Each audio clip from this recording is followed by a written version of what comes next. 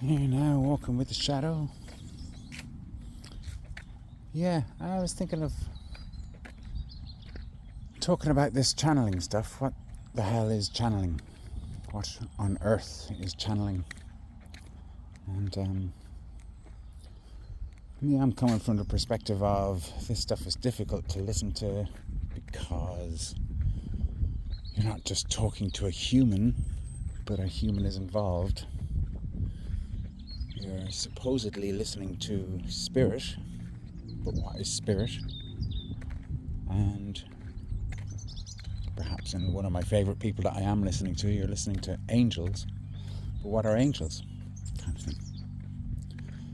And I'm happy enough listening to the stuff that feels right. Certainly happy enough listening to the stuff which is just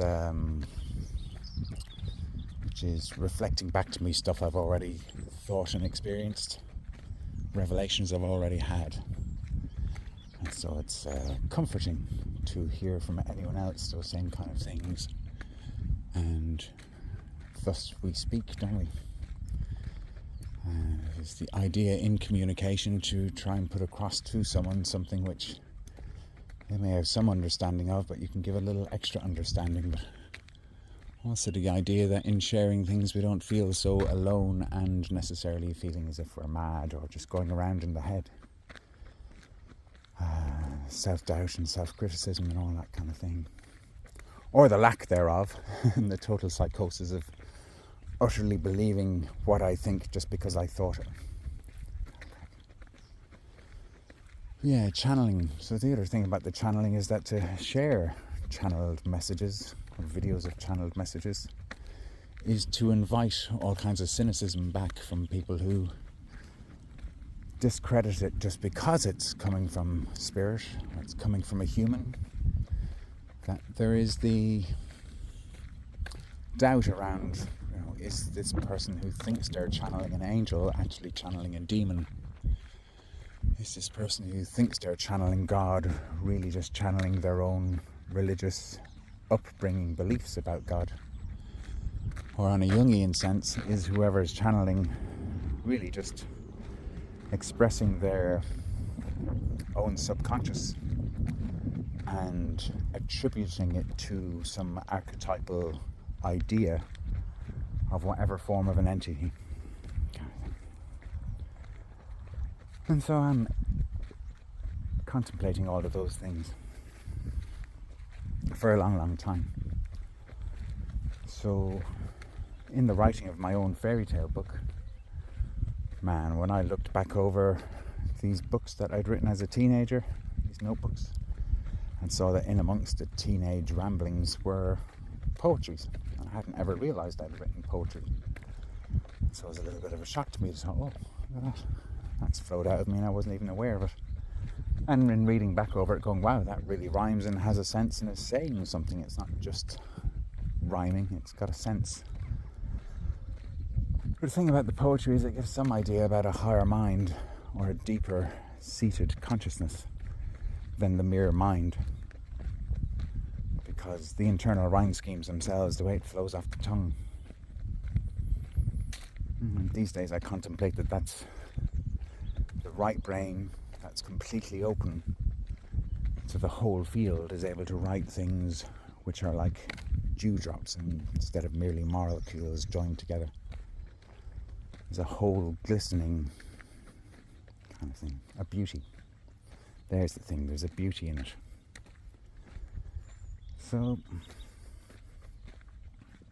yeah, in the year 2000, discovering these older writings that had poetry in them, putting those poems together, just extracting the poems out of the notebook and putting them together, and realising, wow, this is actually a whole story in itself, and there's some bit more to write to it. And writing the rest of that stuff over the space of a few months, while ingesting DMT and magic mushrooms and all kinds of other things that I'd never come across before that were freely available through synchronicities through people in Glastonbury. And so like I talked about in that last video, there's a lot of blackouts involved in that kind of thing, of going so deep into the unconscious that the conscious can't actually remember. It's too much for the conscious mind to process. And so is that not what a blackout actually is? One second, I'm just going to call shadow. Yeah. So, in my own experience, therefore, I wrote a whole load more poetry. It did indeed form into a whole story. It did have a beginning, middle and an end, so to speak. Although it also had fairly incredible internal rhyme schemes, and it revisited themes, and it went down into deep unconscious realms and told stories from beyond this lifetime and before the human mind. And there are so many concepts in there that are recurring themes throughout that whole writings. It's fairly amazing. And then the last poem in that book goes from the seeding of the birth of life to coming down to earth to the playing out of human incarnations over epochs of time, eventually reaching this end point where, do you see, the devil is just the machine by which the lives of souls who choose not to live by the way get recycled through the wheel of karma until the day of doom shall come. Apocalyptic in light end meant indeed. And even just that one little stanza sums up so much. My point being that it was more than my conscious mind understood 20 years ago. And while I'd already been going around speaking off the top of my head in conversations and whatever, or having so many voices in the head, speaking of things that are not sane in a sane society, things that are outside of what's acceptable, or outside of what's accepted, what's material, objective reality. So I've spent this last 20 years trying to work out and understand where do thoughts come from, and based in my own life upon where did those poems come from. What is this ability? What is the ability to be able to speak things which you do not yet know? So it's a different type of speaking to merely, hey, this is what I know and I'm going to explain it to everyone I talk to. But the inquiry into thinking outside of what you know and receiving messages from outside of what the mind knows, that's interesting, hey? And so with the fairy tale, I realised, it's going to take me a while to actually understand what I've written here. It's going to take a while for me to follow the journey that the fairy tale brings the individual on, which is actually a journey to meet one's own soul, kind of thing. A journey of the unification of the male and female within each individual body, self-identity. For the masculine part, or let's not use the word masculine just because it makes people think of male bodies, but for the external part of oneself, the body self,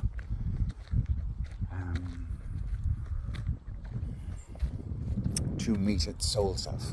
So for the visible outer self to meet the invisible inner self, for the rational self to meet with the irrational self. And in a fairy tale form, that's kind of represented as for a man to meet the woman, to have a relationship, or in the fairy tale sense, for the king to find his queen and re-establish kind of a holy family. So the king of the fairies meets the queen of the fairies, and they have children and form a family, and that allows to break the spell of the separation magic and allow us all to be unified again, kind of idea. So yeah, it has been taking me a long time to get down into such depths and to be able to find harmony from so many different divergent directions, and questionings and doubt and criticisms and hopes dashed and despair and a broken body and a promise of what healing may be capable to do with miracles and consistency and self-honesty and integrity to be able to intuition, all these things. But I'm really curious, therefore, these days again, about the channeling that are now available out on the likes of YouTube, And where these channelers have like up to 1 million or more people subscribe to them and listening to their messages. And so over a year ago I started listening to quite a few of these various ones just to see what was out there, and a lot of it's kind of stomach churning for me because it's all the love and light brigade and it doesn't really have the depth of deeper understanding, and it's all very nicey but it's not really dealing with the human self in its frailties so much. It's all nice.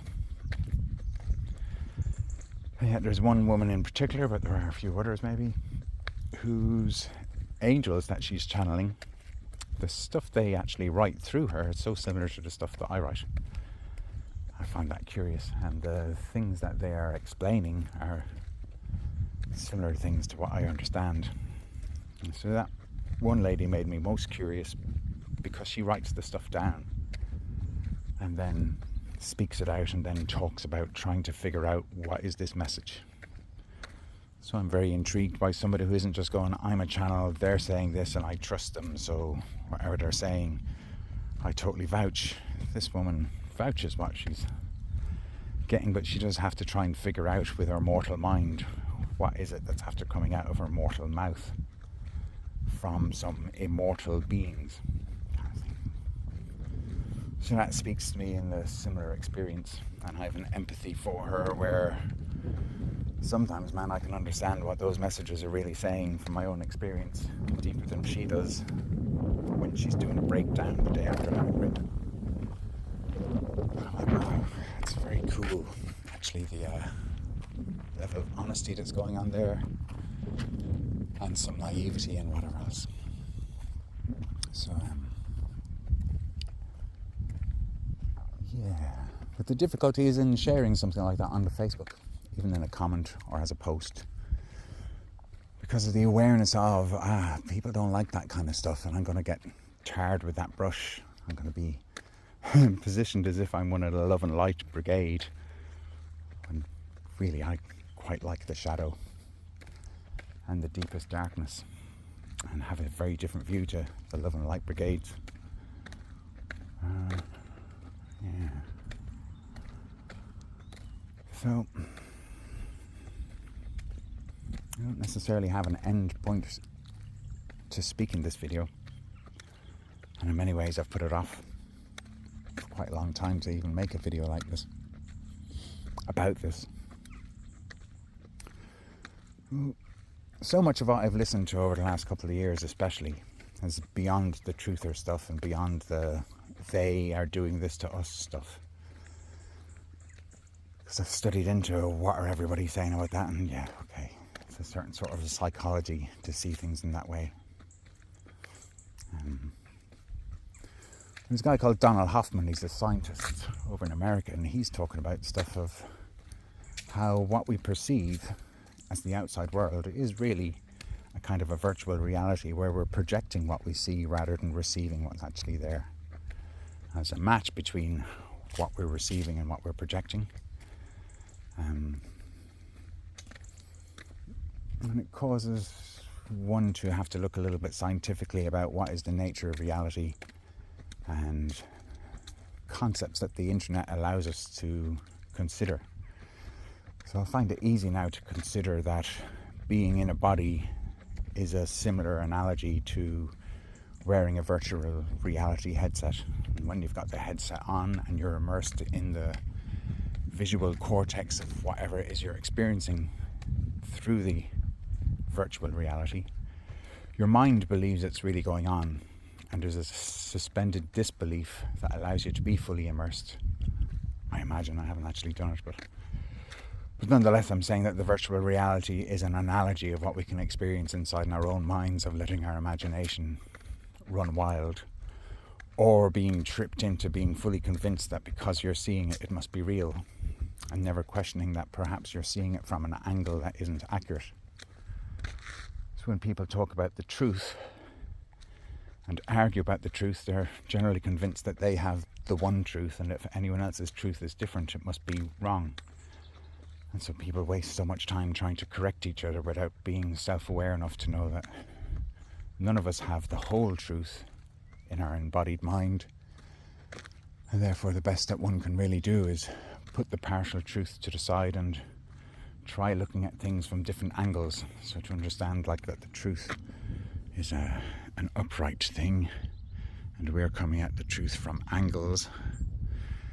If the analogy I've had for a long time is if there's like 13 people sitting around a fire at night, and they're sitting in a circle around the fire, so each person is only seeing the fire from their angle, and people arguing about the truth is like people at the circumference of the fire arguing that the way they're looking at the fire is the only true version of the fire. Whereas the real truth is that none of the people sitting around the fire from their angle are seeing the real truth of the fire. They're just seeing their angle on it, kind of thing. And the fire being is its own truth. But people looking at it from an angle is just an aspect of truth. And so arguing with each other over who's got the truth. The more obvious fact is none of them have the truth. They've just got an aspect. So to spend your time arguing about the truth is to fully lose touch with what the truth may be, kind of thing. And so the same applies to time. The Donald Hoffman thing was one of the things that helped me get my head around that science does show that my poetic concepts are somewhat correct or worthwhile. That while we're inside of time in a physical, biological body experiencing day in, day out, day in, day out, day in, day out, while one is in the body, engaged in time, it's hard to conceive that there is something outside of time. But when you can conceive of time, no matter how big the expanse of time is, it's just a bubble. And there's an outside of that bubble, that there is an outside of time. And that consciousness is not seated in the brain and the body. Consciousness goes inside of the bubble of time into a virtual reality, essentially, to experience potentials with intent. And we essentially, therefore, are like the analogy of the avatars in a game, and our soul is like the person playing the game. And so for the avatar in the game to become conscious that there's actually a human playing on a computer is the equivalent for us humans to consider that I actually have a soul who is playing in a game, kind of thing. Or immersed in a virtual reality is another way of saying it. Because I don't really want to gamify the world. It's not just simply a game necessarily.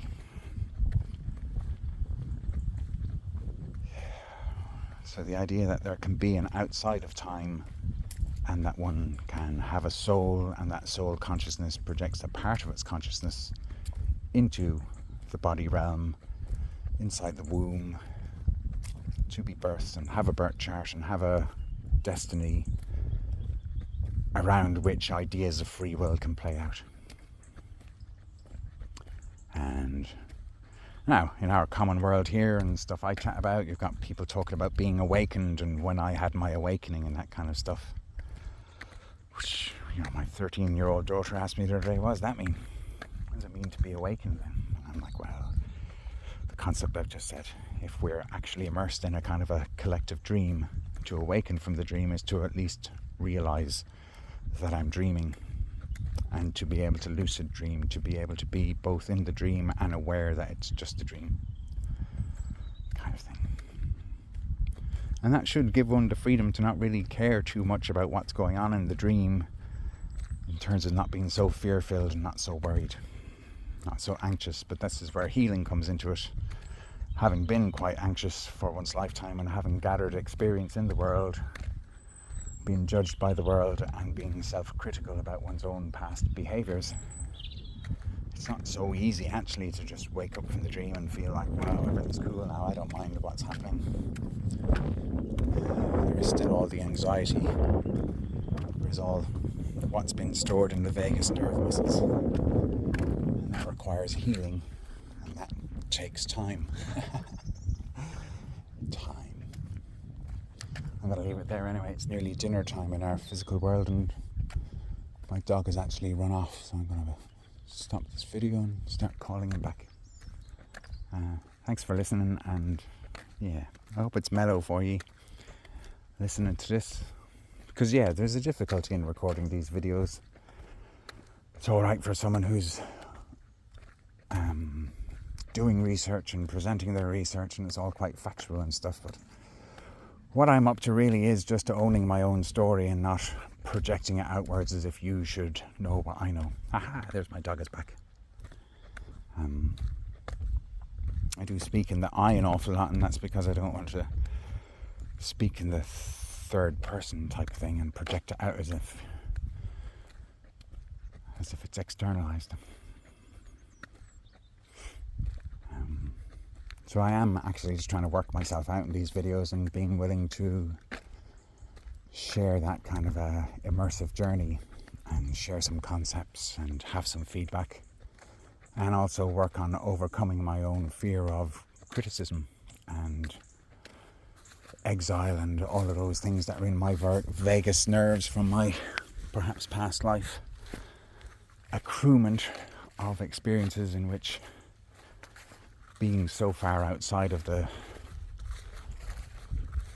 society and being psychotic, meaning to speak things that are not generally accepted in society, or behave in ways that are not considered normal, and all of these things. So I'm starting a healing journey and attempting to overcome fears, and also recognizing and accepting at long last that what people say is true. Yeah, I've got a good way with words, and I love words, and words have fallen apart in a way for me that not everyone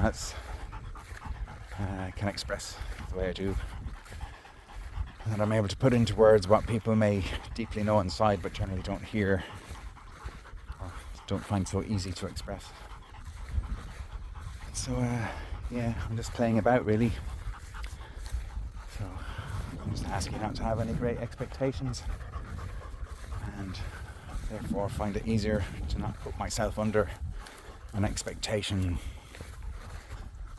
that I should be, profoundly interesting all the time, or that I should make sense, or that it's not okay to just meander the way I do. Anyway, bye. Thank you.